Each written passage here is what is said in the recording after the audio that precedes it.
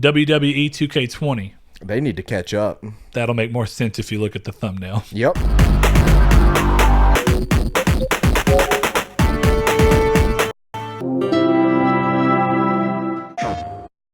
Figured. Hello and welcome to Triangle Square, the PlayStation Podcast. I'm your host, Brett Beck, and alongside me, as always, Mr. Saul Bridges, bringing you guys lucky episode 134. 134. Like we said, we are a PlayStation-based podcast, but we do talk about all the gaming companies, things that we'd like to see them do, that PlayStation's doing, things that we see them doing that we wish PlayStation would do, all that stuff, if we want to see PlayStation avoid their pitfalls or whatever. But of course, you can find us every Monday in video format over on YouTube at 10 a.m. PST and 12 p.m. CST. And if you like what we're doing over there and want to get involved with the topics that we're talking about or be part of our community's take section where we ask the community a question and then get their feedback that we cover in the beginning of the next episode, then we'd love to hear from you down in the comments below. If you don't do YouTube or prefer to listen to podcasts instead of just watching them, you can find us over on podcast services, be it iTunes, Google Play Music, Podbean. If you do Podbean, then of course you can go download the app, lets you communicate with us through there. There is a comment section if you want to get in your stuff over there. But if you want to find us and chime into all these things, of course, you can do so by going to our social media, which is Twitter, at Triangle SQRD. We have a Facebook group called Triangle Squared, a PlayStation podcast.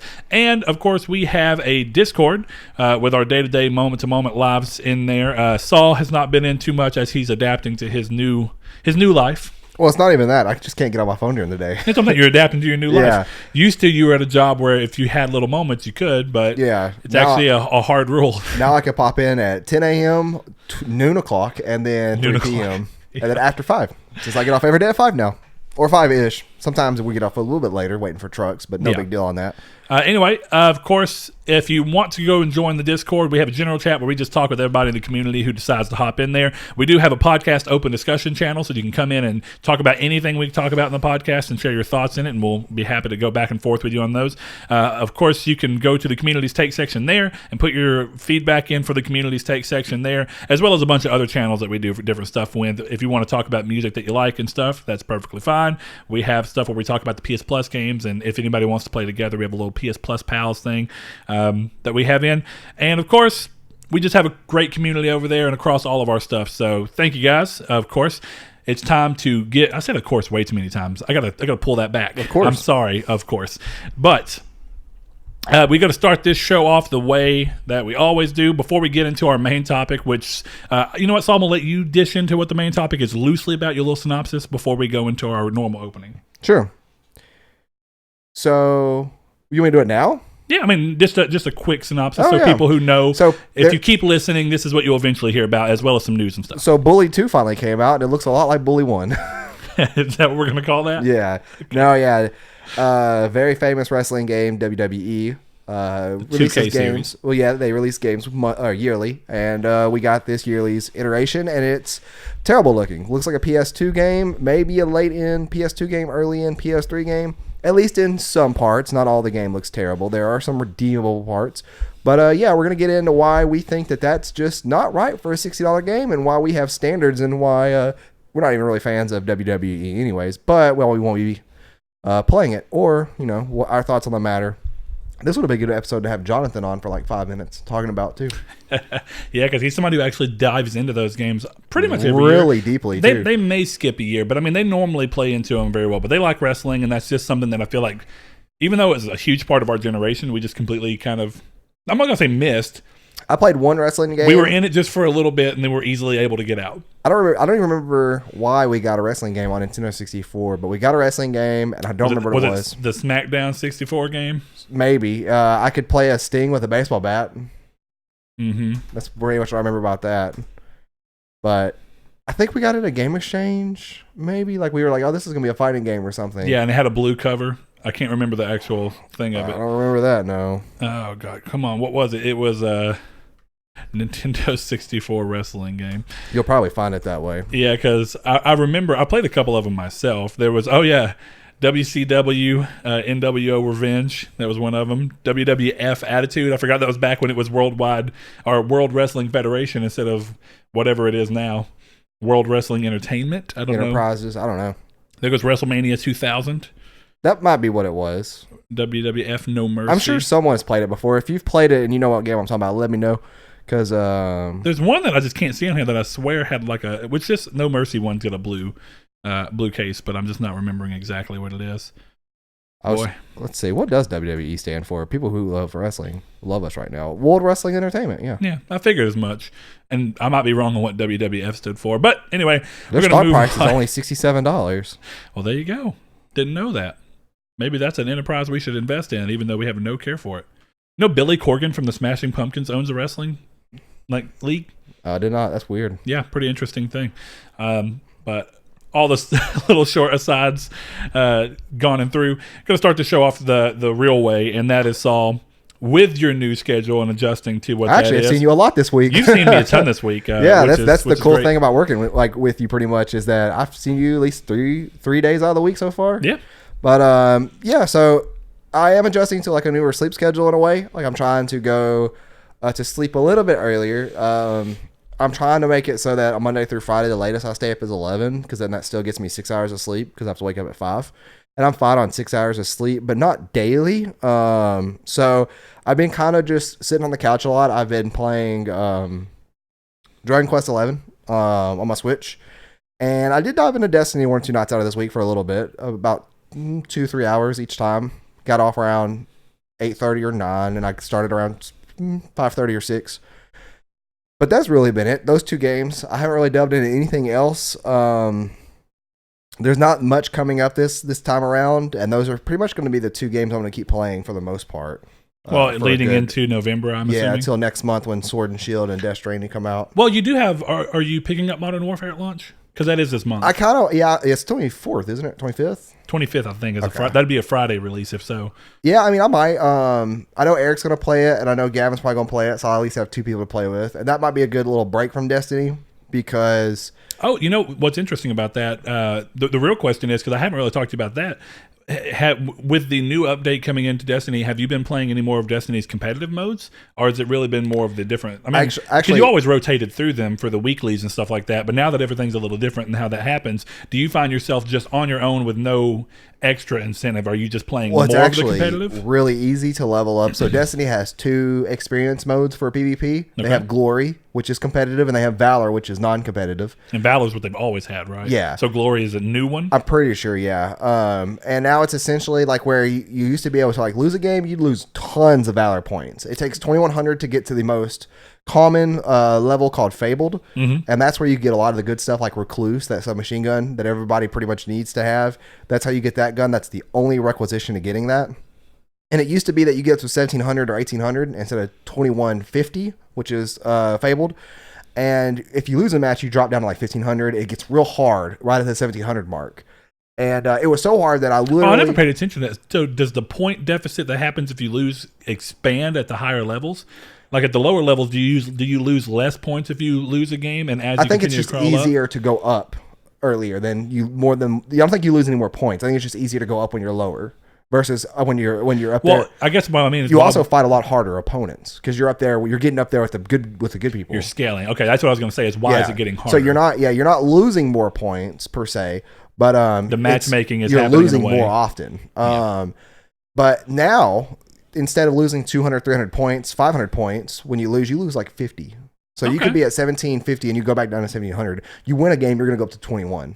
Like if you're on a streak. Okay. So essentially, I guess Destiny's trying to do something to make their multiplayer, or I should say their competitive guns a little easier to get to, or a little more accessible. Because there's a big reason why I never did a lot of them. It's like I don't care for the multiplayer that much, and that means that I'm definitely not going to do what Gavin was doing and just grinding for this gun. Oh no, dude! But I don't really care. You know, it's like I don't need that gun that bad. Not enough to make me play the game in a way that's going to make me hate the game. There was a Sunday or a Saturday night that I got off work from my old job, and I always got off around 4, and Saturday nights would typically be date nights, and Annie went to bed around 8:30, and I went in there and I was playing with Joe and Gavin, and I literally stayed online until 4:30 a.m. I had to work at 7:30 the next day. Sure. I had to stay online at 4:30 or 4 in the morning to get Recluse, which is to get up to Legend. Oh, yeah. And then Luna's Howl. Before that last reset. Yeah. Yeah, I forgot about that. Well, it wasn't even really before the last reset. It's just that I got into a groove, and I'm like, I want to get this by the end of the night.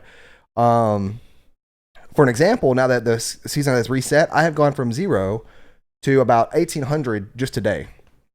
Okay. I'm not really trying either. Yeah. I only played for like 4 hours today. So, God. If that. I don't think I'll play for 4 hours. I woke up at 6:30. We got donuts. I got online probably around 9 after my shower. Played till 12ish. No, I played till like 11:30. And then I went in there and I was trying to look around for something to eat. So yeah, I only played for 2.5 hours. But yeah, that's pretty much been it. And I've been enjoying those two games a lot. What about you? What have you been playing? I got to watch my but I was playing Borderlands 3, and the thing is, like, this actually happened before we started recording last time, but I was trying not to just wallow in my anger. And what happened was, I was playing, and we talked about it before we started recording.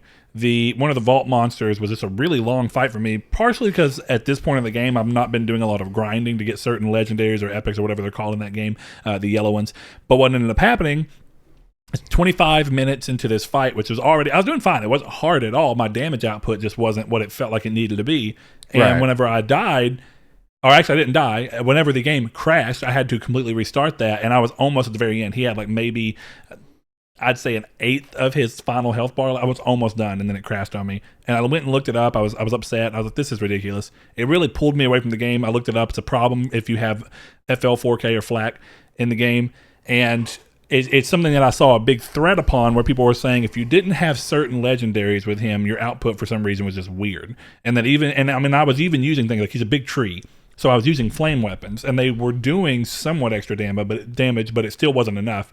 So it ended up kind of pulling me away from the game, and I ended up buying Infamous First Light, because I've been on this thing of like, well, if I find myself in a dead time, games I've enjoyed in the past, I might as well go back and try the DLC. So, of course, I started with First Light. I knew it was a smaller experience. I played that all the way through to getting the Platinum. Mm-hmm. So that was my 63rd Platinum, I want to say. Yeah, I saw that on Twitter. And from there, I also at the same time ended up buying Slain Back from Hell, which I did, I think that's what it's called. I did end up playing it a little bit, and it's fun. It's a little simpler, but I just wasn't vibing with it as much as I was hoping for. I only paid like $2 for it, so I'm not really upset. And it's on Vita cross-buy title, so I can play it on Vita as well. Haven't played anything else really on Vita. What I did end up doing, finally, after kind of being in a funk after First Light, not knowing what I wanted to play, is I've landed on two of our community members, Mr. RJ Loki and one of our patrons, Mr. Porter, Derek Porter. They both agreed to get on and help me burn through that boss, so that hopefully I can kind of get back into wanting to play Borderlands and actually finish the game. So I'm waiting for a good time for me to do that. This weekend was so busy for me. But I did start on Thursday or Friday Legend of Zelda Link's Awakening finally. So what do you think of it so far? Fine. There's little things I'm a little, like, I don't get why I can't run. It just feels like I move a little too slow in the game, and I'm hoping that's something that's dealt with later. You get the Pegasus boots. That's what I thought, but I couldn't remember. Yeah. It's been so long since I've remotely played that game. Mm-hmm. So I've been like, is there a reason you can't run at the beginning? Do you get boots later? It's just like Link to the Past, yeah. That's what I thought. So thank you for confirming that, because I really did. I was like, I'm pretty sure you get the item to run later. Yeah. It just kind of feels like I'm trudging through. You get a majority of a Links to the Past items in that game. That's a very similar game to that. Past that though, there's a weird focus thing that they do to where the top and the bottom have that blur, and I wish I could turn it off, because the main problem I have with it is if you're standing still, it looks good. It puts things into a focus. The moment you start moving, it looks like it's interlacing. And it creates like a flickering on those parts of the screen for me. Somebody are you playing on TV too? No, I am playing entirely on handheld. I saw somebody on Reddit mention that, and I didn't even, this was after I got to play the game. I'd never even, like, I'm sure that it's there, and like, I just never noticed it. Yeah, I could show you what I mean. It's distracting if I try and look at any other part of the screen. If I'm looking dead center, it's fine, but I never do that in games. It's weird. I like to sometimes be going a certain way and then looking a different way real quick just to kind of look at stuff. Yeah. And it just bothers me a little bit. And past that, the game has got a little bit of performance problems. It kind of hiccups every now and then. Yeah, I'm telling you, that frame rate problem it has is weird. Yeah. That's one of the reasons it pulled away from Game of the Year for me, is like, it's just, every now and then, like when you transfer to a new area, they're just literally 30 frames. And it cuts exactly to 30 frames when it goes into those new areas. So it's almost like that there's something there that they left out, like they were supposed to have something, a transition effect or something that they had to prop or something. I don't know, but it's weird. It's almost not a technical glitch. It's just like And it's intended, but you you're don't right. see The why weird it's not part intended. is that it drops from 60 to 30, which the thing is, 30 doesn't feel wrong at all. You know, when you start getting under 30 is when you get a feeling of like, well, this is just literally not working. But is the it going problem under is 30 for you? No. Oh, okay. It's just flipping between 60 and 30. Yeah. And that feels like because it literally cuts the game speed in half. Yeah, but it makes it feel like your movement's suddenly not as responsive. Yeah. And it's something I've seen other games do here and there, but I really wish that they wouldn't. You need to dedicate to and I knew that they intended to, and I don't know if this is something they try to fix. I did update the game before I started playing it, and I hoped that would have fixed it because I remembered you mentioning it. Yeah. But I've seen other games do this to where they'll dedicate to 60 frames per second in certain areas, but then they'll cut to 30 in others. And I'm like, you can't do that from a consistency experience. Didn't you say Control had a weird thing, like when you paused? Yeah, but that game wasn't 60. That game was a 30. But for whatever reason, the way the pause is set up, if you haven't played Control, I'm hoping that this is something that's been dealt with, as there's been performance patches that have actually apparently improved all of that, as well as some actual graphic things. But in that game, whenever you'd be fighting, and it was kind of across the board, but it only mattered when you were fighting. If you for some reason had to impromptu pause during a fight, then what you deal with as soon as you unpaused was, I'd say, down to 15 frames per second for like 2 seconds. Or maybe even a second. Weird. But it's just enough to, when you think that you're going to unpause and go right back in. You know, you ever play games and you pause them and you're like, as soon as I unpause, I know exactly what to do. Yep. This game doesn't offer you that because you think you know exactly what to do. There's but a then, delay. Yeah, and it's like, okay, weird. Now I couldn't do it. So it just kind of made me like, I hate that. It's kind of like Greedfall would not let you pause during cutscenes, and sometimes I have a little kid that's running in close to bedtime when I start playing, and then she's running in during dialogue, or Hannah would start trying to show me something on her computer on her phone. I'm like, please shut the hell up. You know what? I know that I'm asking you a lot, and I can normally pause during these games, but I told them time and again, like, hey, unfortunately, this game does not let me pause here. So I felt that way during Control, a game that otherwise lets you pause during everything, but if I paused, I suffered the consequences. Do you know, like, when you're playing a new game, I'm always worried because some games have it so that if you press options or the touchpad, it just skips the cutscene, where some has it where it actually pauses the cutscene and you never know what you're going to get until you accidentally mess up. I hate that. I'll give Greedfall its benefit. When you go to hit start to try and pause during a cutscene, it would say, hold this button to skip the cutscene, because that's what it thought you were trying to do. But I'm like, no, please, I want to understand and hear the dialogue. Just let me pause it so that if something comes up, I can handle it at the speed in which I need to do it. I really want to play this game eventually. I think... Oh, Greedfall? Yeah, I may start that this week sometime. I really think you'll like it, and I think that you'll understand what I mean by, like, the areas that it's a little deficit in are so non-consequential in comparison to everything else it excels in, mainly just because of how uncommon the things that it excels in are in video games this generation, for sure. So I'm hoping you enjoy it. I mean, it's... Like I said, it's not game of the year for me, but it's going to be one of those games where even some of the games that are game of the year contenders, I actually think I might remember it better than those, just for the fact of how much it caught me off guard. Yeah. So it's kind of like one of those things where I always say it's like it's a little different for that, but anything is always like, I call it the Roadhouse effect. When you go to Roadhouse and they're like, hey, how long is it going to be? And you go, they go 35 minutes, and you go, ooh, okay, I guess I'm gonna go ahead and put myself here for 35 minutes. I'm gonna go ahead and say I'm doing it. But then you sit down and like 15 minutes in, they're like, Beck, party of 3, and you're like, oh hey.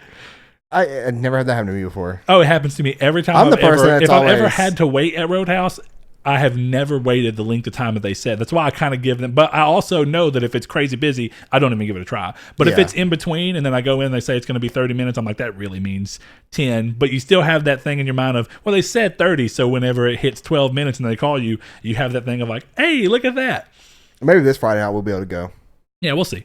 But either way, I just like it. It's where a game subverts your expectation. Yeah. They set one expectation, but then you start doing, you're like, oh, okay, this is great. So I think you will enjoy it. And I'd be curious to see your thoughts mirrored off of what mine were, and we'll go from there. But that's about it. I do have plans to start playing some other games.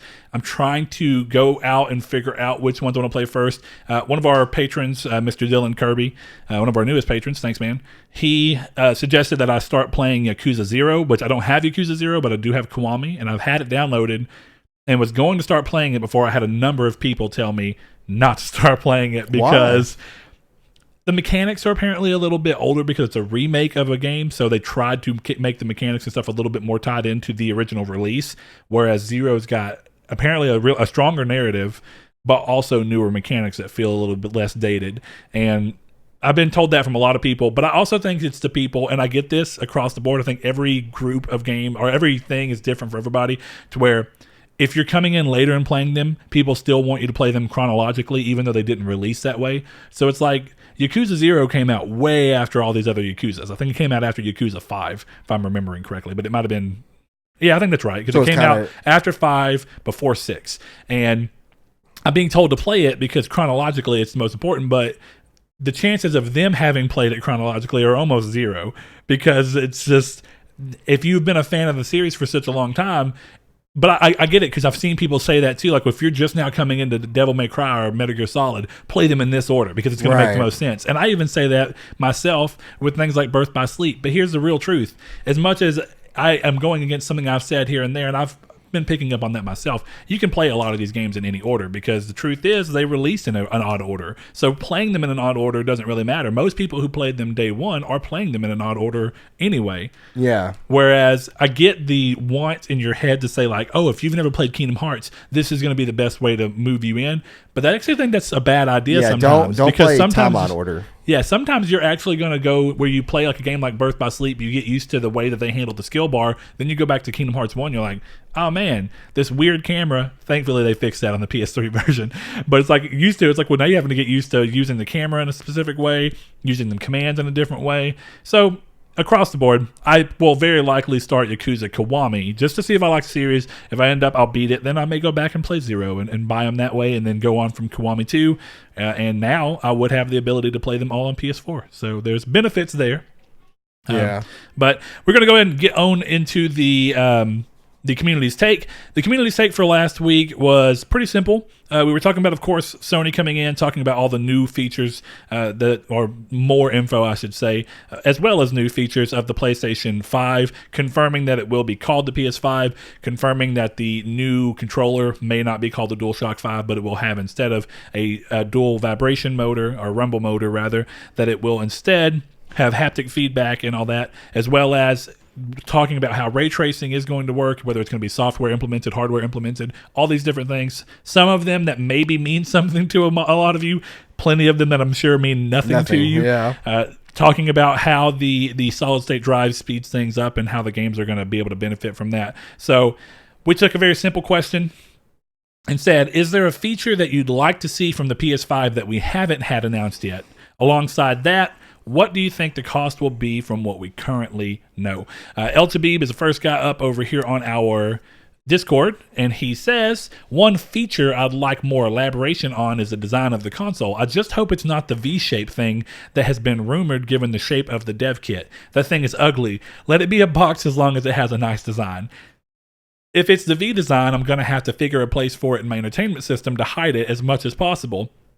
As for the cost, I think a price tag of $499 would be the sweet spot, but given the specs of the thing, the addition of even further enhancements to the controllers and the backwards compatibility with the PS4 at least, and potentially with rumors, all systems, a $599 price tag would not be too surprising, although that would alienate a good number of people. I agree with his price assessment, and it's exactly why I land on $500. I think they will take a slight loss to put a more powerful system out there and try and get goodwill mixed with a pretty close thing.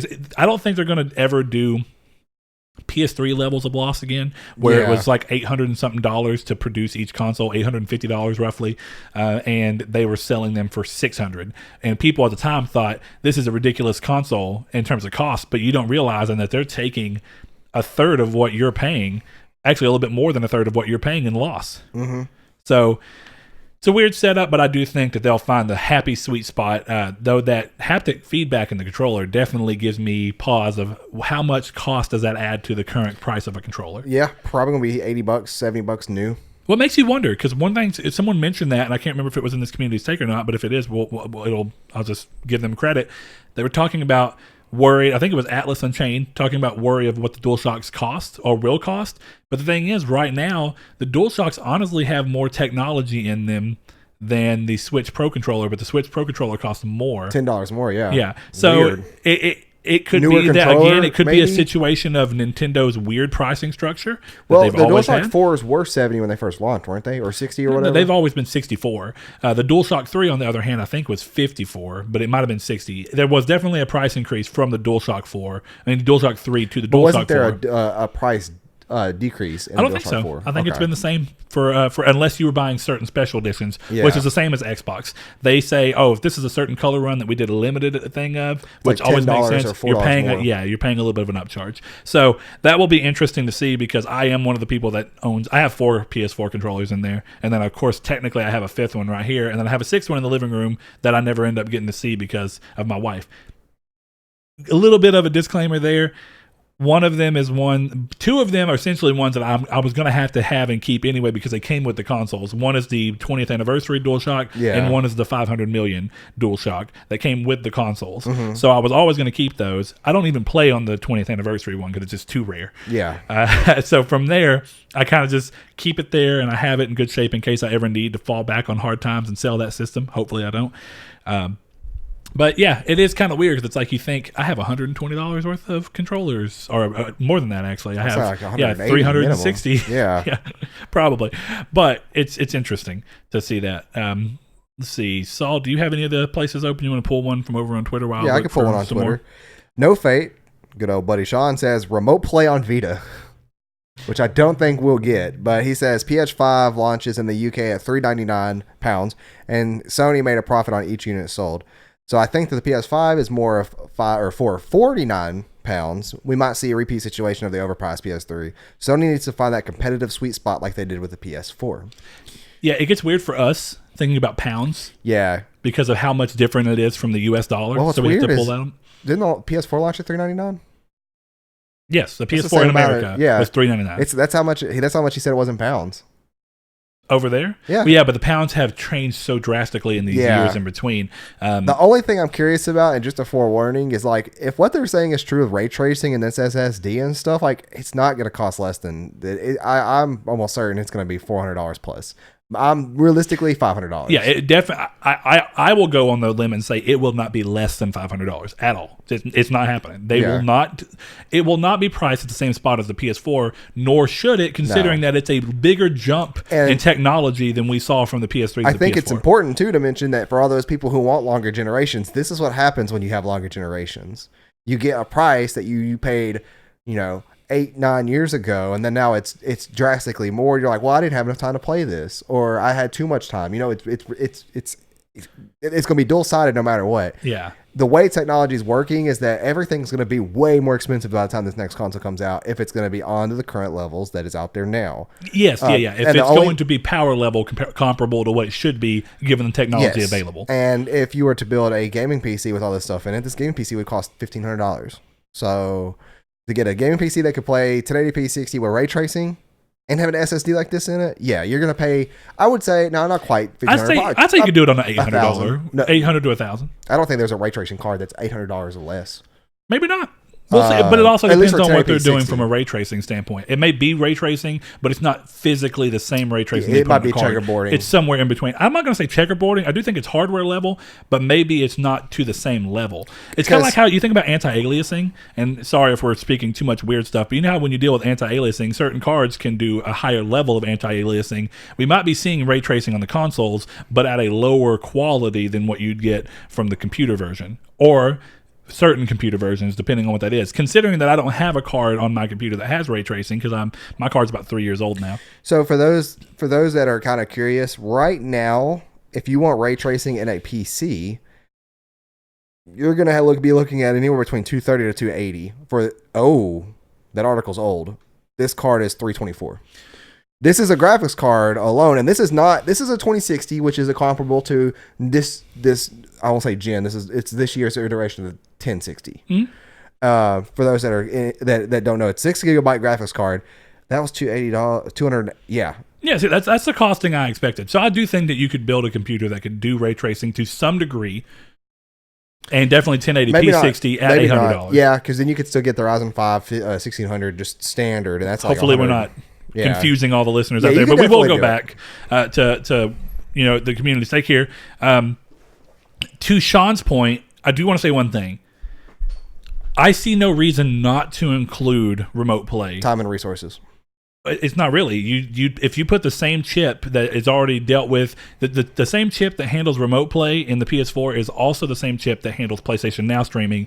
It's a thing about handling streaming better. So if you put the same chip or even an improved version of that same chip on there, the feature set that would require for it to work is already there. The only thing it would require is somebody to make one app for the Vita. That's what for I was going to PS5. say. Is that is somebody going to make a software update for the Vita to be able to connect to the PS5? And that would be the only thing. And I think that they might do it for, again, goodwill. And I say might. I do not mean that I expect it to happen, but I do think that where they are with the Vita and how much of a hit they took to their name and their normal history of always really well supporting their consoles. Now maybe their peripherals have been iffy, but if they put out a console or even a handheld with the PSP, despite its problems, they've always had a history of supporting it for a long time, even if it's in dire straits. We saw it happen with the PSP getting in dire straits, and they worked with developers to get good games on it, and you had a system that has stellar games by the time that it was done. You had the same situation, and stellar games that were not only AAA, also some cheaper games for the PSP, but then a lot of them were Sony-made games. You saw Sony making games until its last year that they were really doing stuff with it, whereas the Vita happened so quickly that then the first Sony year and backed a out. half? 2 years. 2 years? Yeah, essentially 2.5 years by the time they released the last game that they were going to do for it. And that's unfortunate. So I got to agree with Sean. I think a good way to do it is if you're already going to leave remote play with phones and stuff anyway, why not leave it for the Vita? There's going to be people who will always undoubtedly prefer the ability to play the game with physical controls. And if they're okay with using the back touchpad, honestly, the Vita is a much better system than a touchscreen phone because, when you remote play to Android or iPhone, it gives you buttons on the screen that represent them, and that is a terrible way to do it. But you can connect a DualShock 5, or 4, rather. Apparently, some people are having issues with some phones that cannot connect a DualShock 4 to it. Some Android phones will not support that. So yeah, it might be because of the overlay skin. It's the weird thing about Android. You have to deal with people making overlays that might interfere with things. Yeah. I would imagine my phone... Your phone is iffy because it's Samsung, and not only is it Samsung, it's TouchWiz Samsung.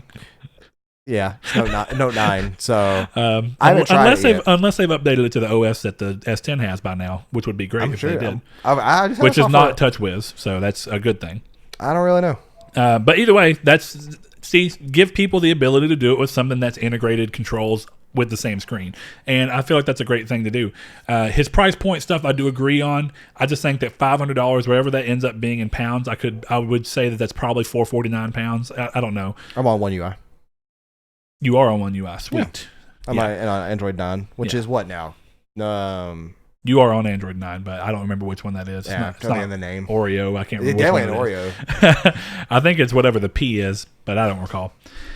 Anyway, moving along, I'm going to pull one over from our Facebook very quickly, and that is Mr. Josh Drago says, I'm not going to do his. Turkey spaghetti. His is mean. It's all he just can't stop talking about Borderlands. Oh, is it really? I was going to say turkey spaghetti, which Atlas Unchained's been talking about a lot lately, too. I'm thinking there's some conspiracies about this. Are they the same person? Maybe. Bum, bum, bum. I don't think they're the same person, but they're twins separated at birth. I think they're in cahoots trying to make me try nasty turkey spaghetti. Actually, I can't call it nasty. I've never had it before. I've had turkey spaghetti. Not that great. Anyway, I didn't say it. I'm going to do Mr. Derek Porter, one of our patrons. Thanks, sir. He says wireless VR and new motion controllers for VR, or even better, motion tracking to eliminate the need for controllers. I don't know how I feel about that one. The problem with motion tracking is it's never as smooth as you think it's going to be.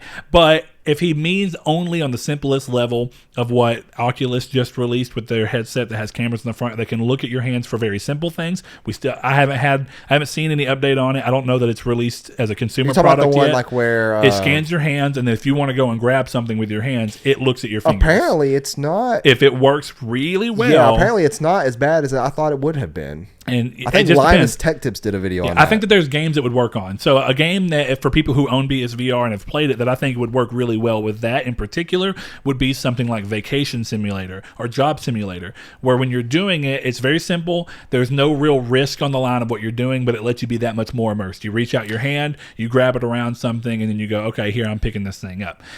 Just so I can throw it or whatever. Yeah, Rift S is the one you're talking about, right? I think. Yeah, that's the one that did not do great. Okay, so that's my fear, is that it's easy to say these things are going to work well, but at least in high action games, I can't see them doing well. One of the things that you're going to need with certain types of games, like some of these shooter games, is a physical controller to help you with the immersion and for the expectation of what you're doing. Having a physical gun that you can pull up and then you see that represented in the game and you feel it across your arms and everything, it does help you pull into the idea of where you're aiming, and it's going to be more true to what you're doing. So I think that's important in some sense. But the rest of that I love. If we can get wireless VR, I would love that. We definitely need new motion controllers with analog sticks on them, and potentially even more. I would love to see, even though I don't think it'll happen from a consumer price aspect, I would love to see them take on some of the benefits of some of the other controllers. I think it's Oculus's controller that has the finger things where if you can, there's buttons per finger. So when you wrap your hand around the grip, there'll be a button under each finger, and if you squeeze it, it acts as, oh, hey, here we are. I'm pretty sure that is Oculus's thing, because that's the controllers that come with the Quest. I'm fairly certain. I think you're right. So anyway, those are pretty interesting. I love to see that. He says, as far as price, honestly wouldn't be surprised to see a $500 price tag. I'm going to go ahead and keep saying $500 is it, guys. I promise. It has to be. Like, if I'm wrong, if they're not taking a loss, but then I'm telling you. Anyway, and I think that it's $500 with them taking a very small loss, $50 or so. It's worth it to them. You know what I mean? Think about how much money they've made hand over fist this generation. That'd be it. Let's see. I'm going to pull another one from here real quick. Mr. Donovan Williams, he says forward compatibility, which is interesting, and he expects the price to be $650 to $700. If they're trying to hit 4K 60, then yeah, absolutely. But I don't think so, because they're hitting 4K 30 relatively steadily on the Xbox One X, and that's the console that's $500. That by now for sure the parts inside of it have dropped in cost. Microsoft, just because the console probably didn't sell enough for them to get bulk benefits. The difference between 4K 30 and 60 is like it's a $200 graphics card difference. But it's not even a graphics card. That's really, when you're talking about frames per second, a lot of that ends up falling onto your processor. Well, it depends on the game too, because of VRAM. That's also true, but it really depends on your processor more than anything, because it's having to double everything over in terms of how quickly it processes through it. Well, yeah, then you won't bottleneck your GPU and CPU. When you think about that, I mean, you're dealing with a console that by now could probably... There's a benefit to buying and selling in bulk. The PlayStation 4 Pro hasn't dropped in price either because, again, I think it sells better than the One X as we've seen so far, but it's something that's still a smaller console market than the market for the normal system that is selling at a much more competitive price.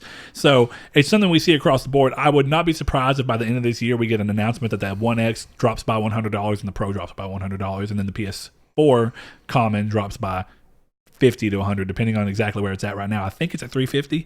I mean, not $350. I think it's at $250, but it might be at $300. And if so, I could see it dropping down to $250 or even $200, just to kind of get those last little bit of legs to have it hit PS2 numbers. But $650 to $700 is a price that I cannot imagine them doing. Someone else mentioned it in here, and I think it might have been over on Twitter. I'm going to pull it up real quick because I accidentally did something here. Let me see where it's at. Yeah, I'm really curious as to see what the final price will end up being. Yeah, it's a weird thing. I mean, different people have said different things as far as why their reasoning for price is different things. But here we are. I know that someone mentioned it on here. Here it is, Mr. Callum Lane. He says backwards compatibility with all PlayStation games would be sweet, but if they limited it to PS4, that would be cool. Reckon it'll be priced at around £400. Anything above that, and I think they'll have a launch similar to that of PS3. Pricing is key in my opinion, and I agree. It's always that thing of the PS3 price point is such a dreaded thing, and they're mocked a lot in their history when people talk about the times that Sony have been down. What are the two things you hear about the most when people down talk Sony? PS3 price and the PSN hacking of 2011. Yeah. Both of those things are very big in memory. So they know that there's two things they don't need to do again. Hit a $600 price point. Yeah. If they can keep from it, definitely. And then have another huge dropping out of a month of their service being down. If they can avoid both of those things, they're doing better than they're doing good enough. So I do agree that that's one of them. One of the interesting things, Saul, and I'm a little curious to see is what you say as well. We had one of our listeners, and we go find where he said it because I love. It's one of the most interesting features I've heard somebody ask for, and I just loved it. Let me find it real quick. I'm sorry, guys. I should have had this already pulled up. Getting terrible. I'm terrible. Yes. You said it was on Twitter. Yeah, it was on Twitter. Here it is. Because he asked it separate from the thing, and I said, "Hey, do you mind if I pull this in?" Mr. Okay. Adam Watson. He says, got a quick question for you, Triangle Squared. What do you think are the chances that Sony will implement FreeSync tech into the PS5? I've heard no rumor or mention of it. It's a super low power output cost that yields incredible visual enhancement. So you know about FreeSync monitors, right? And you know about G-Sync monitors, I think is what the NVIDIA version of it is. Yeah. So for people who don't know, this is essentially a variable frame rate tech that happens. To use it, you have to have a TV that implements it. Now, really, TVs don't implement this. Monitors do, computer monitors. But there are plenty of people, Saw included, who use computer monitors as their TV screens, or as their console screens. So what happens here is that for the people who really want this, if Sony can implement it in, which FreeSync is an AMD technology, and since we know that they're working with AMD, it's entirely possible. For people that have the monitors that will support it, whenever the game goes to change in frame rate, or for whatever reason it needs to, the FreeSync technology lets it actually have the screen drop down in hertz so that you don't get screen tearing and all sorts of other things. It does make the game look far more consistent, feel more natural, and it helps when you get to higher frame rates, because what happens when you drop from a 60 to down to like a 50 something, if your screen is V-synced essentially, where it's trying to always make the game forcefully stay at 60 frames per second, what happens is you get screen tearing. Almost everybody has seen screen tearing at least once in their life, whether you realize it or not. It's essentially like when you go to move, the item's line just kind of goes across real quick. And it's subtle. Yeah. And a lot of people probably won't really care. But once you see what it's like when it's not doing it, it's a huge improvement. It's like, oh, this looks way more consistent, and like when you're moving, it feels more like you're moving through a real world that doesn't have the pitfalls of dealing with locked frame rates and different things trying to go around. So I love that. I think it'd be a great feature. I agree. It's something that would be very easy for them to put in. I'm only curious to see if they do it based off of if they have any kind of a, one of the things the PS4 Pro lets you do is that the console automatically detects your TV, knows whether it's 4K, knows what things to put it at, whether it's HDR compatible, tell you how, here's your HDR, go ahead and set it up. If that information is being sent back to where they can see what monitors and what TVs people are using through this auto detect feature, and they see that there are a big group of people who are using monitors, they might look and go, if there's already people who are using monitors, the chances of there being people that would use a monitor that has FreeSync technology goes up. So I'm hoping to see that is exactly what we end up getting, is essentially Sony looking and saying that there is some value to doing this. I'm not really worried about it. I'll just pull the thing if I need it. We can just keep it there for now. Okay. Sorry, battery's dying on the laptop because I'm unprepared. But anyway, I love that question. I thought that was a really cool feature that is definitely more on the pro setup people, to where if you're going to have something like that and you're talking about having a really powerful PC, that's the kind of stuff people are going to want to see. So last thing I'll mention real quick is this Atlas Unchained joke in regards to the V-shape that LTB was talking about. We shared a picture of the PS4's dev kit, which looks drastically different from the PS4, of course. They don't use the dev kit as a form of any idea behind the design for the console. But one thing I've always found weird about the V thing is that even as a dev kit, it seems weird to have fans directly blowing out towards each other. Because what you're having is, if they're both blowing outward, then they're both blowing hot air out of each other. If one's sucking air in and blowing, and the other one's blowing, then you're still creating a problem where it's blowing hot air out, and then the other one, because of where the air is at, is going to pull that same hot air back into the system. So it's very unlikely that it's probably likely that they're both either, there's fans on the back of the system, and both of those Vs are to pull cool air in with hot air going out of the back. Or they're both blowing hot air out towards each other. We don't know because we haven't seen the whole thing. Since the V, could they be slanted, like where the slants on the one side is going up and the one's down? Yeah. The problem with down is that there's a hard surface right there, so the air would bounce. Oh, yeah. So regardless of what you're doing, you're going to have some kind of an issue. Yeah. But with that said, Atlas Unchained was saying, because I was saying if there are two hot ones blowing into each other, he said no, one's blowing hot, one's blowing cold, and I'm going to find his exact thing because it cracked me up. He says one blows hot and one blows cold, and you get a little PlayStation hurricane that hovers above the console and adds RAM and extra processing power. Tornado-based computing is the future. I No. said the tagline would be cloud processing is so last gen. That would be great. It would never happen, of course. It's physically impossible. But it's a ridiculous idea that did make me laugh. We're going to move on to the news real quick as we spent a little bit longer on that than we probably should have. But, oh well. Here we are. Need for Speed Heat is removing some mechanics added into the last game, Payback, that had you choose a vehicle's class when buying it, i.e. it'd be a drift car or a race car, and I think there was one that was like a heavy car where it was called like a transport car or something. It was essentially like a armored up vehicle so that when you did transport missions or escort missions, when there were cars running into you, you were a little bit slower, but you were tankier. And that was part of that game's shtick of what it was doing with its story. And it also had multiple garages that could be found throughout the open world so that you could access garages depending on where you were quicker. So what's happening here is that they are doing away with those in favor of a more freeform approach that lets you buy individual parts for your cars that sways their characteristics towards what type of events the car would be best at, such as being able to buy drift tires and changing your suspension around so that your car would be better suited for drifting, or putting street tires on that are going to give you better grip and whatnot so that you can speed around tracks quicker for race events.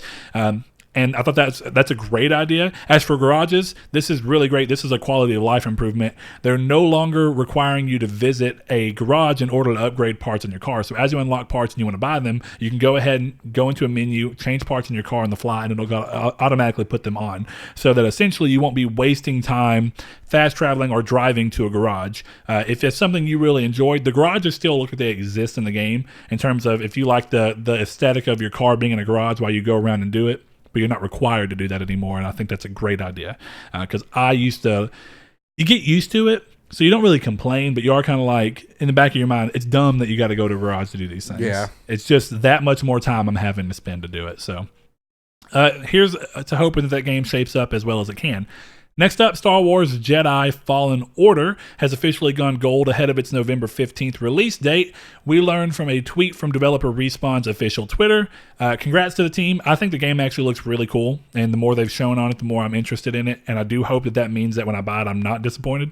I think Star Wars is a cool world that you can do a lot of stuff with, but games have been lacking in it in a lot of ways to me. I'm definitely going to wait on reviews for this one, mainly because it has one of my quirks in it that really kind of pisses me off about Star Wars, and that's where in media and some of the media that's gone through, lightsabers don't cause dismemberment like they should, and I hate that. I know, and that was something that we talked about in the show. I guess maybe you don't recall that was a conscious decision made because of ratings. Yeah, I know, and I understand it. What was Force Unleashed? I think Force Unleashed was rated M, but even then, I can't remember. I think Force Unleashed did have dismemberment. It did. That's what I'm saying. Force Unleashed was a great game. It was, but like I hate it because like, and even in the newer Star Wars movies, like there's times in which they just cause scratches, and that's what really upsets me. Is like that's not what the lightsaber is. Like it's not going to cause a scratch. It's going to disembowel you. Yeah, I want to say. Yeah, there is dismemberment in Force Unleashed. I'm about to say, I really thought there was, because that was a big selling point of the graphical increase when you got the Star Wars Force Unleashed 2, because Force Unleashed 2 looked brilliant. It was kind of an ant game, sadly, because it was like the story really had no reason to be there. The story was dumb. But it was incredibly fun, and it looked beautiful. The story of that game was ridiculous, though. But yeah, that's a good question real quick. Let's see if it is already rated. Star Wars Jedi Fallen Order ESRB. Because I would not be surprised if they wanted it to land in, T for teen. It's to try and sell to the biggest group, and that's unfortunate. I almost... Do you really think, though, that dismemberment would cause them to go to M? Yes. Even though... Yeah, but back then, Jedi... I can't think of the name of the game now. Star Wars Jedi. It's the game that I just bought on Switch and I played through on Switch. Yeah, the one that has the little lightsaber combat. That has dismemberment. Yeah. Well, it's also not a very graphically visceral game. Think about how bad that game looks. That game has some of the best like lightsaber fighting on it ever. Yeah, but either way, I'm not surprised by any standard. I mean, what I'm getting at is if you look at it, I've always been the mindset, oh wow, Force Unleashed was teen. So there really is no excuse. Hold on. Here's the bigger question now. Force Unleashed 2. I don't think that was M either. We're about to learn. I don't know why it would change. You know what I mean? T. Animated blood and violence. I think it's something that Disney's making a conscious decision about, and that's such probably. They've made a couple decisions I don't really like. I don't like hate, but I don't agree with. And I don't agree with like something like that. Like you don't change the formula of a weapon. Yeah. In the first, in A New Hope, you know, they went to the bar. Oh God, the cantina. And they cut that dude's arm off. Yeah. Now, one thing they messed up there was blood where it should have cauterized it. Yes, that's what I was about to say about but this. It was gory. It doesn't cause much. It's not blood, and blood definitely is one of those things that get you like, when you think about a game, yeah, sure. That. But a game like The Darkness, of course, where you're ripping people's arms off and blood's flying everywhere, of course, I understand. This cauterizes but you're right, this cauterizes it. So when you're dealing with that, you're right, it does kind of lead you to the thing of, do they consider arms and legs that you've cut off laying around to be a bad thing? It's kind of weird. I mean, they should have bought a company with a lightsaber. I haven't even really thought about it, but now that you said it, technically someone's been stabbed, but it wasn't anything crazy. There has been nobody cut in half, anything dismembered in the new trilogy at all. Yep, one. Snoke. Oh, you're right. But in that same fight scene, one of those troopers, the very last throne room trooper to get hit with anything, was slashed across his stomach with a lightsaber and just left a scratch across it, and he just fell to the ground. Yeah, who knows? It's a weird situation. It doesn't make sense.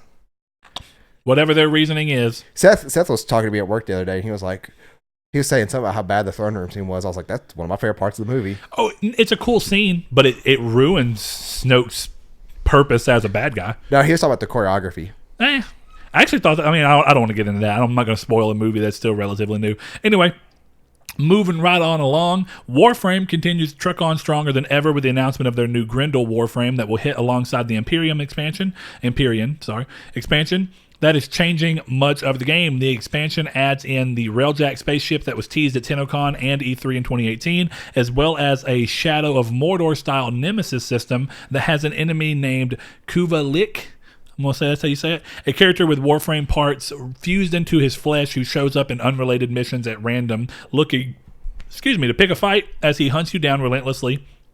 Similar to Mordor's system, he will be unique for each player, bringing up what weapons killed him, different tactics you employed to off him in the past, as well as other personal jabs at your history with each other. On top of gameplay changes at all levels, Warframe is working to improve its engine for the next generation, which adds real-time shadows, better reflection, and smoothing of flight visuals. But whether or not we'll see those on current-gen consoles or any form of improvements before next-gen is not known, nor is a release date for this announced. It does seem like it's pretty far along.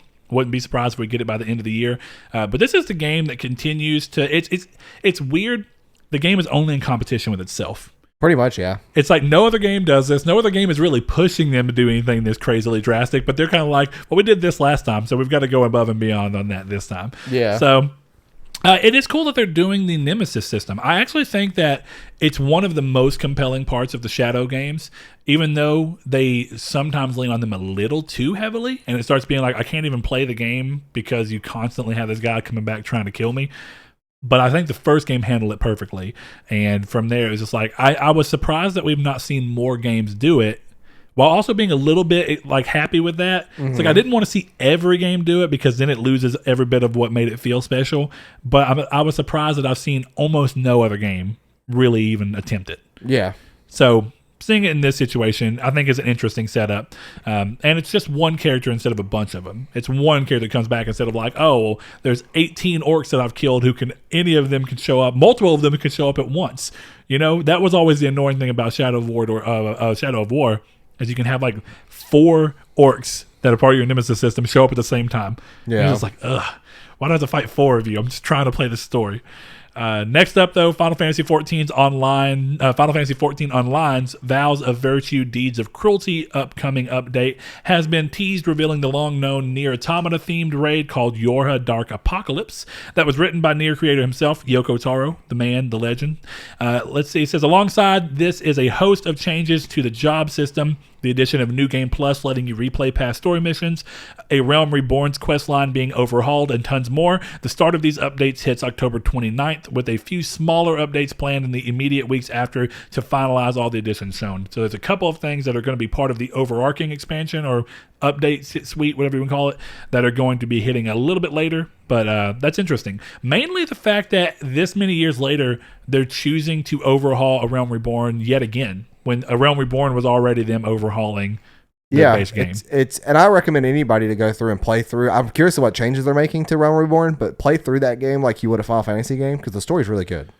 I've heard that from so many people, and Yeah. that it's a little odd because of how much other Final Fantasy games it pulls into its lore. Yeah. But yeah, it's definitely an interesting setup.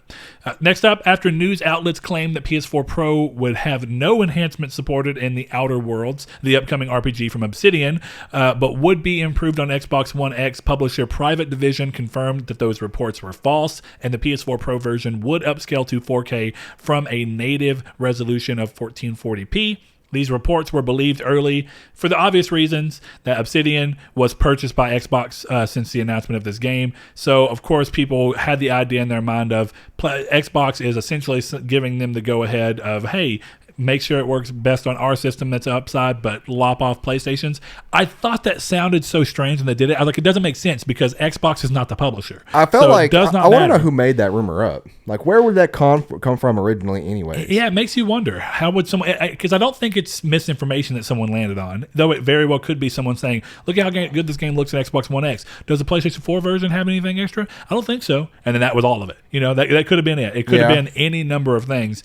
But I also do feel like this could have just been a power play on trying to make the Xbox version look like it's the overall best one. And here's the thing. And if they did, it is the overall best one. I mean, Yeah. it's going to be one that plays at 4K native resolution, whereas the PS4 Pro doesn't. But that's been the situation since the X came out. It's $100 more. It released a year later. It's got newer hardware in it and $100 up. I mean, of course it's going to be a more powerful system. And even then, I think now that Obsidian's owned by Xbox, it wouldn't have been unfair for them not to have that anyways. Yeah. It's kind of like them having like it's like exclusive game modes and stuff that PS4 has that Xbox don't. That's true. And But like, it seemed weird to me that's- because why would Private Division, which is a subdivision of 2K, why would 2K do that? They wouldn't. They would have no reason to. And Private Division, of course, is the ones that had to come up and say, these are not true. Why would they do that? For all that Obsidian's doing, here's the interesting thing about the Outer Worlds. Obsidian continues to hold ownership over the Outer Worlds IP, whereas Private Division is the one who is publishing it. But because they're publishing it, they get to determine essentially what's going on. In the future, though, similar to what Insomniac did with Microsoft when Microsoft published Sunset Overdrive, but Insomniac kept the rights, moving forward, now that Obsidian is owned by Xbox, any future of the Outer Worlds games would be Xbox exclusive. Apparently, a spokesperson from Private Division told Windows Central that the original statement. So that guy's probably fired. Here's the interesting thing about that, though, to cap this Either off. that, or they saw the backlash and decided to reverse it. Yeah, the weird thing about that, though, is that the game hits October 25th, but if you are a physical copy buyer, or if you pre-order it physically, there will be a massive 18 gigabyte update on PS4 Pro and a 30-something gigabyte update on Xbox One X. 4K textures. So that is it very well could be something like that. I don't think so. I do. I would absolutely do. do. That's definitely what the update is. But yeah. I don't think that this was Private Division saying that, seeing backlash, and then going, no, we're going to add PS4 updates. Oh, for no, Pro. I was joking. Yeah. I'm But that is also a reality of what it could have been. But considering that we already know the size of the thing and the game is so close to release, I understand that this was just a weird PR slip up. Yeah, I'm getting that game on Games Pass. Because I think you get like a week early over there, don't you? I don't think so. I think it's just day and date, which is impressive enough. I mean, so whatever. Next up, though, Sony continues to show great support for its first and second party PSVR games, with London Studio releasing a new update for their blockbuster release Blood and Truth that came out earlier this year that's available now. These updates add New Game Plus, online leaderboards, as well as hard mode and some skeet challenges in case you want to go in there and just have some fun with the shooting of it. That game still looks cool, and I actually intend to play it. I don't know. I went from feeling like I have so many games to catch up on to not wanting to play anything that I owned. And that's why I bought First Light. And then I'm right back to not wanting to play anything. I don't know what's going on with me. I'm hoping that this is not the first real point in my life to where it's like, man, I don't really like video games anymore. I don't think it's that I don't like video games. It's just I need some. I think I blame some of it on Greedfall. Greedfall being so different. I'm like, man, why are there not more games like this? And now I think that I'm a little more aware of how somewhat samey all AAA games have become. Go download Morrowind on your PC and throw mods on it to upscale everything. Actually, my favorite version of playing Morrowind again is using the Morrow Oblivion update, where you play in Oblivion's engine with Oblivion's rule sets, but you play the entirety of Morrowind. And they've even had people come in and do voice lines for the game, if I'm not mistaken, when Morrowind didn't have voice acting, or at least very much voice acting. So yeah. That's a cool way to do it if you have a PC and you like those games. I did not like Skywind for what it was. Skywind is also a thing coming. So if you really love the way that Skyrim systems work, then you can play. I don't know where it's at in the release system right now, but you can play Skywind, which is Morrowind in Skyrim's engine. I had never heard of that. Yeah, I don't know where it's at towards release, but More Oblivion has been out for a long time. So there you go. That's your little tip of the day. Next up on the news, though, Remedy Entertainment added photo mode, much to Saul's chagrin, I'm kidding, to its recently released Control. I know Ryan's just over there listening like, but why release a photo mode like 3 weeks after the launch of the game? Well, I'm about to say it because many players were requesting it. It is available in the game now with its next update, with its next updates and expansions aiming for the end of the year with a free gameplay mode called Expeditions. This sees players running Jesse, who's the protagonist for the game, through different objectives within a set time to get powerful new rewards. These expeditions will have modifiers that make each encounter feel unique and come with its own unique challenges to complete the expedition. That's kind of cool. Yeah, I actually like that idea. It's very similar to where, like, I would get really tired of weekly nightfalls, and I get tired of them anyway, but they're a lot better because you never know what modifier you're going to have. Yeah. So you can start playing and be like, you get punched and then you die and you're like, ah, crap, blackout's on. Yeah. So you kind of deal with it in the moment. Next up, though, September 2019 NPD figures are in, and the top 5 across all platforms for September are interesting, with NBA 2K20 heading the chart despite all the flack that it got from us included for its casino-like gambling mini-games. It's followed by Borderlands 3 at number 2, FIFA 20, The Legend of Zelda Link's Awakening, and then Madden NFL 20, showing that sports games are still going strong as ever despite big competition, besides what will probably be WWE 2K20. Yeah. I can't imagine it's going to sell that well, but if it does, yeah, wow. no idea. Wrestling fans don't care about those graphics. Anyway, the PS5's top 5 games are the same, minus Zelda, so where Zelda is in number 4, instead, Madden moves up to number 4, and Tom Clancy's Ghost Recon Breakpoint moves into number 5 over on the PlayStation 4 ones. At the best-selling games of the year, Anthem finally gets pushed out of the top 5 with strong hitters from recent games like NBA 2K20 taking the number 1 spot of the year in its launch month. Ridiculous. Borderlands 3 takes number 2, and then Madden 20 breaks into the top 5 within their first month of release as well. So all of those games released in September, and all of them performed incredibly well in September. So that's good. Mm-hmm. And it's like I say, as much crap as Anthem got, it's amazing that it took until September for that game to get pushed out of the best-selling games of the year, top 5. And it's still in the top 10. I don't understand it. It goes to show how much that game sold up front. Because that's the only way that it happens. Has to be, You don't hit those types of sales after you have such a marred launch for whatever reason. And I enjoy the game, but that's just what it is. You're not going to get those types of sales. It's not a continued thing. So you know what? As much as I don't care for the way NBA 2K20 did their things, it's impressive, and I'll give them their credit where it's at. Couple more up, though. We have Mortal Kombat 11 has a Halloween event for players that will let players take on 4 new boss fights with Halloween-themed modifiers like flying witches and bats and more. New brutalities are available, as well as Halloween-specific consumables, module pieces, and other rewards. There's also a skin pack if you want to dig into your wallet and spend $5.99. It gives you some packs for certain characters in the game. So, you know, if that's how you like your idea of a game of a service, there you go. You get something interesting for it. I love seeing games do events like this, though, and for free, because I don't feel like I've ever seen Mortal Kombat do a Halloween event before. Yeah, and I think the You about to say Shaolin Monks? No, I was gonna say Shadowkeep. Okay. Festival of the Lost is starting soon in Destiny, which I love. Oh yes, yeah.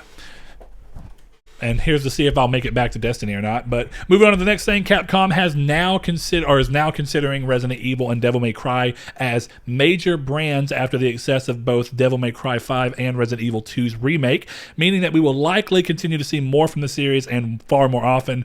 Though personally, I have a hope that doesn't mean that they start pushing these out in such a way that they burn the series out again.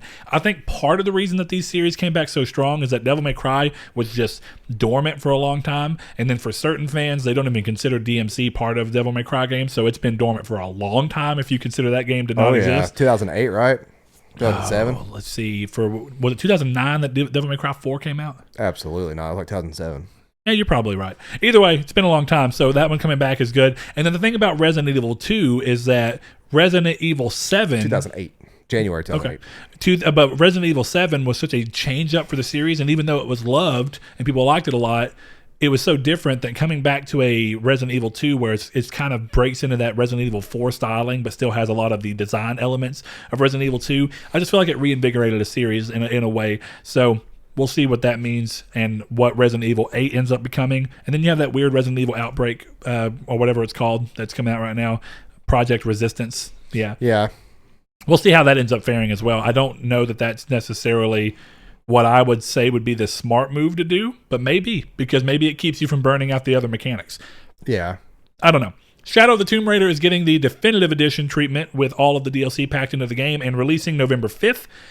Next up, Sony has confirmed the slightly obvious, I think to all of us, that PS Now will be making its way to PS5 alongside plans to improve the tech and software revolving around it. This announcement came courtesy of Sony Interactive Entertainment's network team and teased many cloud gaming patents that make them, quote, absolutely confident, end quote, in their ability to improve their service moving into the next gen.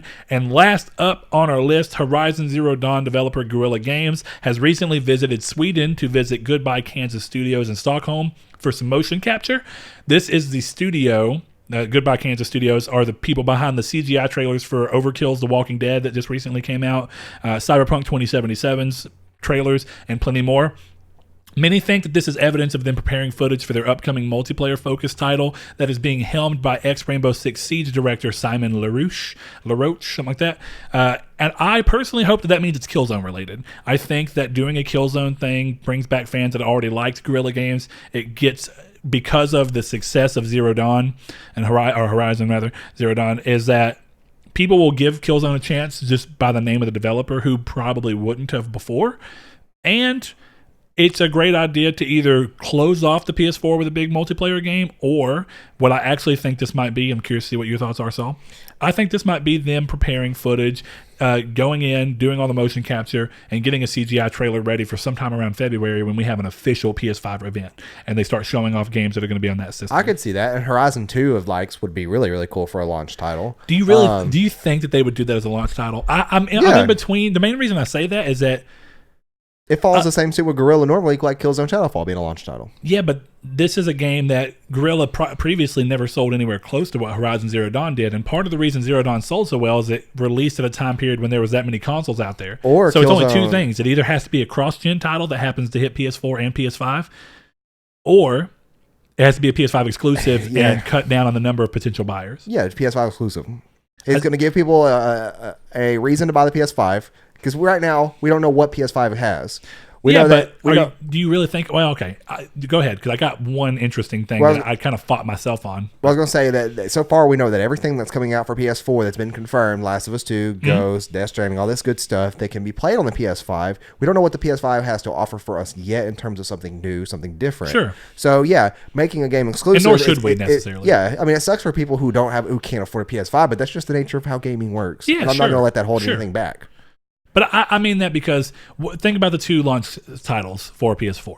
Okay. All right. Think about the launch titles for Shadowfall. Think about the launch titles for PS3. Do you even remember them? I'm trying to think. No. MotorStorm. Oh yeah. Resistance. And Resistance. Yeah. There was a Ratchet & Clank pretty early on, which is actually one of the bigger franchises. But even then, Ratchet was not that big yet. Whereas Ratchet and Clank PS4 actually sold better than I think any of the Ratchet & Clank games. So my point here being, it's very rare that they put a very, very big name, a very big hitter. Uncharted 4 was not a launch title because they kind of needed to have the system out in the wild so that it guaranteed that it at least sold multiple millions. When you have a game like Horizon Zero Dawn that's gone on to pass like 12 million sales, it's kind of weird to put it on a system where it's going to be only with a potential... Like PS4 sold 1 million first day, right? Let's just say that happens again on PS5, and I think it will. I think it will too. Then that means that you have at most... Let's say that because gaming has grown a lot since then. Let's say that we have 2 million PS5 sold day one. Let's give them a benefit of the doubt that that's going to be how well it does. Okay. That still means a potential group of only 2 million people that can buy that game. At launch. And I knew you were going to say that. Yeah. And in my own mind, right when I was going to say, I was like, I've already solved my own conundrum because here's the thing. A lot of people go on will say, and I'm one of them, I know that it's like, well, Killzone Shadowfall and Knack did not continue to sell well. They just sold well because they were the only games you could play. And they were good. Like, they weren't terrible games. I would consider Actually, Shadowfall is a great game. Yeah, I would consider Horizon being better than both of those. Yeah. It has a chance of being way better than both of them for sure. No, I'm saying Horizon 1's better than Shadowfall. Oh, yes. Yeah, I agree with that. But when you look at that, The one recent example to show that that's not always the case is Legend of Zelda Breath of the Wild. Dude, yeah. It's a game that, of course, was a launch title, and it did release as a cross-gen, but it sells on the Wii U or not very much because the Wii U didn't have very much of an install base. So you have a game like that, and it's continued to go on and sell as essentially the number one game for the duration of the Switch. Yeah. For going on through now, the game still tops sales charts all the time. Absolutely. Here's the difference between PlayStation and Nintendo, though. Nintendo still charges $60 for that damn game,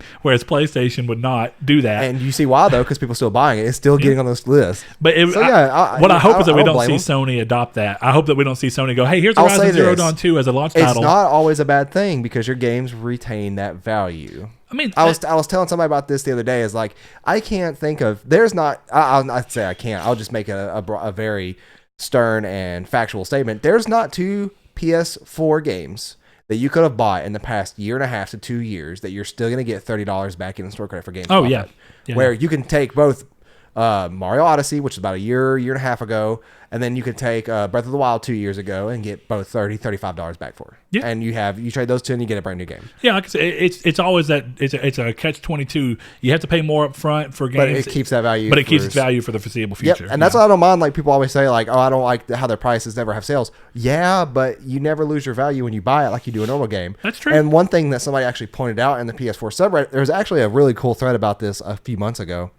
And somebody said that I don't like the fact that if I buy God of War within a year, it's $10 or $20 less than what it is than what everybody else paid for it. He said, and then of course he got attacked because they were like, well, it's a year later. There's nothing of value a year later. It's not even that. It's not that it's something of value. It's that either you spend the money to play it because you want to keep up with what we were talking about in our last Dickish at Best episode, whereas if you want to be part of the social conversation around a game, you got to get into it. Then you've got to do it at the beginning, and you're going to pay more for that, but you also get an experience that is still worth $60. Yeah.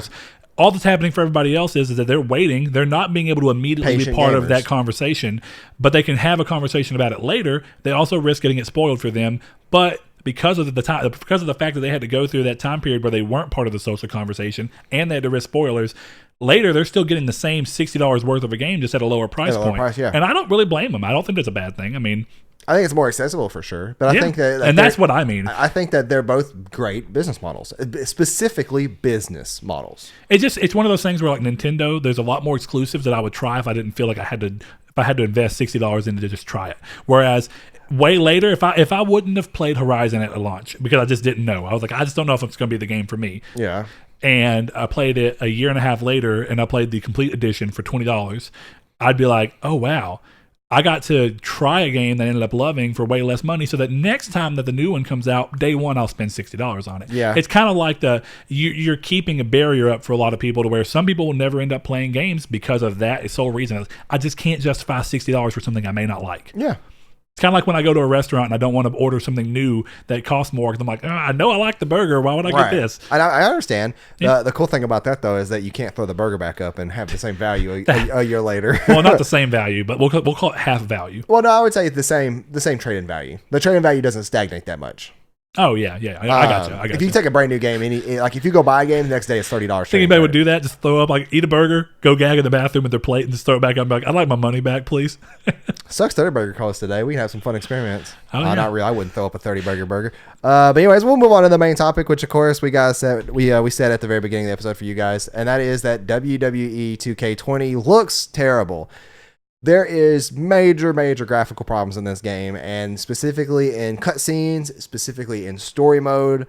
You can see all kinds of things where texture's not loading, halo effects, very just not only loading but poor texture quality. You get clipping constantly. The voice acting's pretty stagnant. This is not a PS4 game; it's a PS3 game. It's more than a PS3. It's like an early PS3 game. Yeah, when people weren't quite right, they weren't common. It's technically an HD, but it kind of just looks like an upscale PS2 game. Right, and I was talking to Brett earlier before we started recording. Is like this would be fun to have a topic. It sounds like it's probably gonna be a short one, but I mean, we're already real far into the episode anyway, so that this might just be one of those anyways. But it's that we have standards, and even if we were fans of wrestling, I don't know if I'm pretty sure like.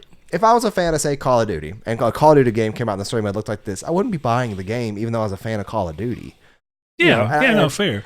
And because you have that expectation of what a AAA game should be, and a should WWE 2K20 should be a AAA game. Yeah, and for the most part too, those games have always looked fairly well. They looked great.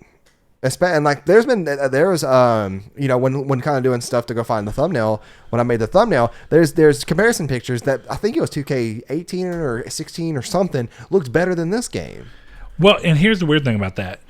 I want to make sure that I keep typing in NBA. God, my mind is so single track on that for some reason. He almost said NBA in the intro on our first take. Yeah.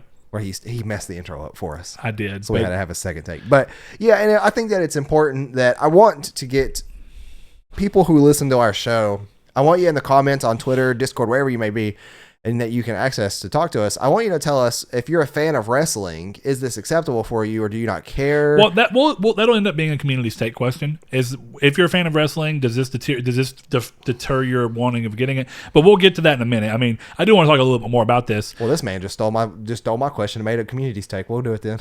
Well, but it's a good community stake. It is, I guess. Yeah. So, I mean, sorry, but at the same time, it fits the main topic. We need content. Sorry. Well, look, I have something I was wanting to get into with this, and it goes into the thing of, from everything I've seen, what we're laughing at and what we're joking about, and I mean this to the extent of please go watch this. Like I didn't watch the video. I've seen plenty of memes and screenshots about it. Brett made me watch the video, and that's where I found out how bad the writing and voice acting was in this game. And it's more about like and you need to watch it because it's just much worse. But I'm going to tell you what. There's a dumb scene that goes down, and one of the girl. This is back in a flashback of high school, and it looks terrible. Is that what that is? Yes, this is what it's supposed to be. That's why they are where they are. This is a flashback to their high school years, and this girl's getting bullied or whatever, and she stands up from her table and says, "I'm going to take that marker, bring it to your grandmother's nursing home, and cross out parts of her chart so when the nurse goes to give her turn down service, they won't know to flip her over. That's right, I'm going to give your grandmother bed sores." Like, come on, what is that? Like, I get it that it's WWE and their writing is outlandish. I get it. And I'm not trying to compare this game to a cinema perfection of a Sony first party game. This isn't even up to my normal standards. No, but here's the flip side of that and what I was getting into. I am curious, and I'm trying to look for that right now, as to whether this is specifically, if these graphics and all of this stuff, and like Saul didn't even mention that in the background, if you look in the faces, they look like they're faces that don't emote at all. They're flat textures that are just on a body, and they look ridiculous. You'd have to just watch the whole cutscene to see what we're talking about and how bad it looks. But the weird thing about it is, I have a feeling, and I really hope that this is the case, that this is only... These graphics are only held within the story mode.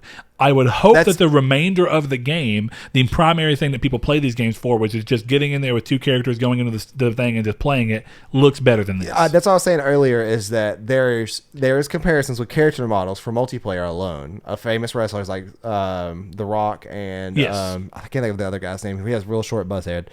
But they showed comparisons of them in the previous games, and you can tell a difference. Now, but yeah, that's what I was saying. The story mode definitely looks worse than the actual competitive mode, which is good because I know that a lot of the wrestling fans, they're going to do the story mode one and done, like a Madden game. Yeah, I don't think I've ever played Madden story mode twice, ever. I've never, ever. Well, and that gets to the thing of, sports games didn't even start getting actual campaigns until this generation real sense. They had, what I mean by that is like NBA, like the 2K games, that they have a real story with a character with a name that you play through. And Madden 18 was the first Madden game to do that with like a Friday Night Lights style story, which was actually really cool. But and I think FIFA does it as well. And that's cool too. Yeah, like that adds an extra layer for those that want it. The 2K games for WWE, though, I do think have more often than not had campaign scenarios because they're easy to do. And I understand that.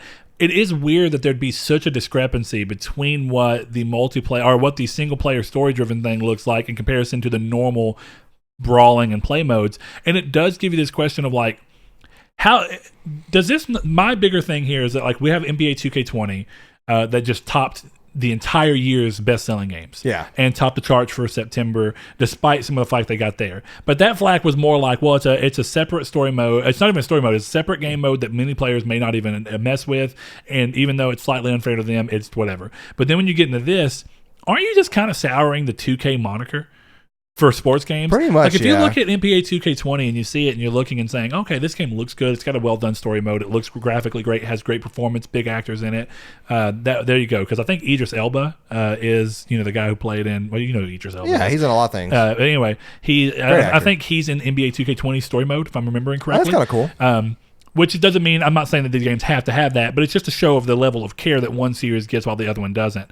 And WWE getting this treatment seems so odd to me, because one thing I will say is that I understand that in these games, the user generated characters or whatever, the characters that you can go in and make yourself, never look as good as the real models, and they can't. No game has ever had character created models look as good as the in-game models, because they have to handle so many different custom textures. Yeah, face shapes, because these games go in kind of like the skate games do. You can sit there and change the way your face looks, how fat it is, what skin color or like Dark you have. Souls, like you can make yourself look not even human. Yes, exactly. So people go through and make like a red dude who looks like he's got a propane tank for an arm or some weird crap. And maybe it's not that ridiculous, but I've seen some pretty crazy things that Jonathan, our buddies over at Shenanigans and such, have made during their things. And it does lead to a point of, like, I understand that your self-made character can't look that good, but why do the rest of the characters who are obviously pre-rendered, why do they look so drastically different? Why does the writing seem that much worse? I know that writing for wrestling is meant to be wild, like Saul said. It's meant to be outlandish, but there's a level of how much it is. It's like, it's always over dramatic, but it's not normally this ridiculous. And I was gonna say, like, wrestling in itself is a very over dramatic and dramatized kind of show, even though some people don't like to admit it, that it's all scripted and everything. It is, obviously. And I call it the most it's not a bad thing that it's scripted, though. No, it's essentially a soap opera for men. Pretty much, yeah. That's actually a perfect way to say it. And that's not even fair to say, because obviously women like it. But what I mean by that is it's something that's more widely accepted by definitely the youth too, because people get into it as kids. It's essentially a soap opera based around fighting, and it is all scripted and everything. So I get that that's one of those things, but I feel like it's never this bad. Yeah. But the weird thing is by me calling it a soap opera, this writing actually feels like a soap opera's writing. This seems like something weird that you'd see in like Days of Our Lives, where it's like, oh, you were killed, but guess what? Your doctor's actually your husband, and he put his brain into someone else. What? Yeah, and like, honestly, they can get, like, for Halloween, wrestling can really have some potential in there to knock into some that. fun. So, yeah, but of course, I think they like to.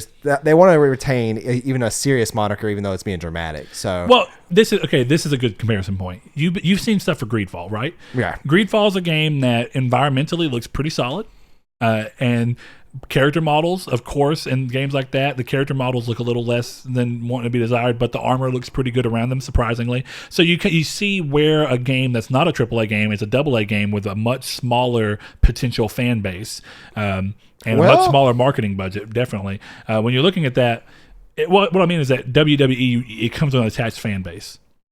Greedfall and Spiders don't. Definitely, because Spiders does not have a huge history of making great games. Oh, I thought you were saying the reverse of that.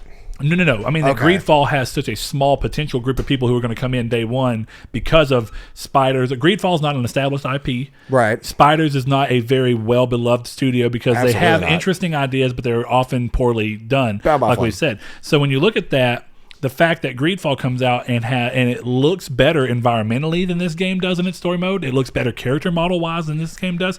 Across the board, it's just like, what happened here? How does a game of this level hit 2K being involved into this? Yeah, it just shows that they don't really care anymore, because they know that these fans are going to pay the money for it, and that they're going to play them year after year after year, and it's just a cash cow. Or if it was something on the development side of 2K not realizing how bad the story mode was coming along, but now they're at a point where they have to keep it. Seems unlikely. I know that it's real easy for us to want to go towards, and it's obvious that publishers in their own interest would say, why put a lot of money into a story mode if people are going to buy the game and play the rest of it anyway?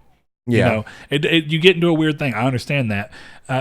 But, I guess I'm not trying to say, like, this game at $60 is probably still going to be worth it, even with this story mode, to plenty of people. It does make you see a very lopsided treatment of AAA games within the same publisher and within the same style of games. NBA 2K20 and WWE 2K20. I think that those are the only two sports series that 2K actually does anymore. 2K used to do baseball, but they got pushed out, and the only baseball professional level series that does it now is Sony's exclusive or PlayStation. It's MLB The Show. But MLB The Show is the only one now. I think that the 2K Sports only do those two things. I don't think they do anything else. which is interesting. I guess it gets you to that thing of how is that happening that one game sits, and part of it would be expectations of money. NBA is probably going to make more money because it's just a bigger sport, I would imagine. Yeah. And it's more profitable from different things like brand, what do they call those? Brand deals, essentially like sponsorships that they can have. You know, when you're playing a game like basketball, Nike and Adidas and all these shoe companies are coming in, different clothes companies are coming in and saying, hey, we'll do this and we'll be in the game and you'll be like kind of a free form of advertisement for us and we'll have a partnership there. Whereas 2K doesn't really have that as much because the wrestlers don't come out wearing Nikes and stuff. It's not really like that. It's a different kind of sport.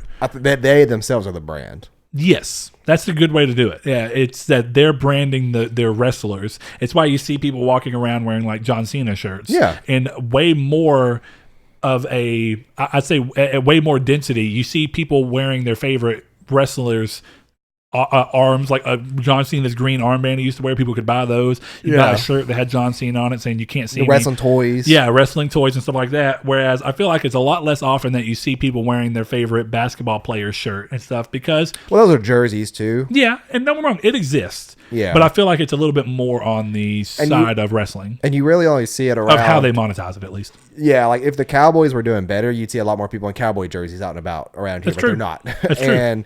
And, you know, football is in high gear right now with it being football season. And I've seen a couple of people walking around in jerseys, Jet jerseys, which is weird. I've seen 2 different people in Texarkana wearing Jet jerseys. We're nowhere near New York. Yeah, it's weird. Not saying you can't like Jets and live in Texarkana, but it's just like, I wonder if they knew each other because it's just, I've never seen that. But yeah, they get a lot from their t-shirts and their brand deals. And then, of course, with games like this, too, it's all pie for the pudding. Also, don't forget pay-per-view events. Yes, that's definitely a thing. So anyway, when you're looking across all this, it does just look like there's a weird discrepancy of that. Definitely what I thought was true is true. 2K has been dwindled down to be only WWE and NBA. So I guess to me it's that it's setting a weird expectation between that. 2K's already got kind of gets some stuff every now and then for their publisher. They were the publisher behind Borderlands 3, which did catch some PR flack, though it does not seem to have affected its sales at all. Yeah. So good for them. It's more so of an outsider looking in as like that kind of game because like I said, the fans are not really going to care about this. Yeah, there's but going to be a group of fans that do. Yeah, but for the most part, yeah, this is going to be a very kind of common thing. You know what? I'm curious about one thing. I think it's going to be even more common coming years later. I want to say that someone told me that 2K19, and I can't remember who it was.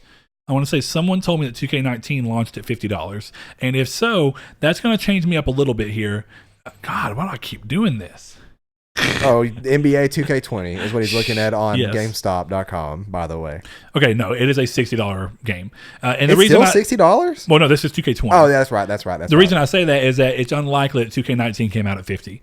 And the reason I kind of bring that in is Greedfall comes out at 50. You're right. It's a AA game, and I wondered if the pricing was set up to where maybe this game was coming out at $40, and part of the reason that this was happening is they were trying to make this game more affordable to reach more people, but that also meant that some of the quality things took a little bit of a dive in an effort of moving it from a AAA game with a AAA price point to a AA game with a AA price point. Yeah. And that would have changed my opinion on this a little bit. I do still think that this is a pretty drastic thing, and I like Saul said, I want to see y'all's thoughts on these things because it's so weird that it's weird that I know that this game is still going to sell well, but how well compared to what it could.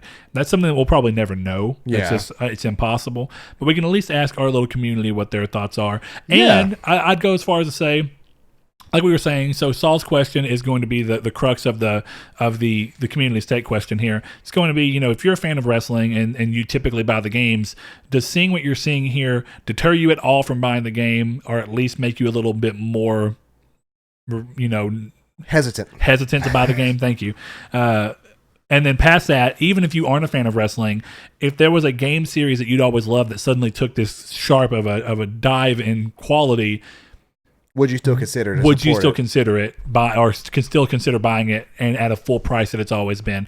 So we're going to leave it with that one. We didn't see much else going on in the news that we really wanted to talk about big time on. And this is just a fun topic. It's fun to have these shorter, kind of more lighthearted topics to talk about. We know it's a good change for you guys as well. But yeah, Thanks everybody for coming out to episode 134. Be sure that if you liked our content, like it and let us know. And if you disliked it, dislike it and let us know why. We're open to change. And if you're on podcast services, get involved over there as well. And consider hopping in our Patreon. You get some early content. You get some exclusive content every 3 months if you're a patron for 3 months in a row. And you get your name in the credits of the video, just like right now. Brett, let them know. Woo woo! Thanks to our patrons, Dan Barber. I don't know why I just did the ICP whoop whoop. And I'm curious, too, because I don't know if people realize that this is also a live segment of the show. Yeah, I bet they don't. Anyway, Dan Barber, Josh Jarrell, Matthew Green, my name is Dan, Douglas Below, Sean Santarud, Eric McAllister, Matt Sycamore, Funk Turkey, Shadowist, Steven Salazar, The Stoner, Travis Below, Eduardo Palomino, Stefan Swanlin, Coy Live, Philip LaGuerre, Corey Hickerson, Brian, Donovan Williams, William Digital Spooker, Derek Porter, Josh Ayers, Brandon Edwards, Sean One Neo, Tyler Powers, and Dylan Kirby. If you would like to support the show and get extra content, free content, early content, all that stuff, go check out our Patreon. It's patreon.com/Nartech Gaming, or click the link down in the description below. And it's not Nartech Gaming. I'm sorry. It's patreon.com/Nartech. Thank you.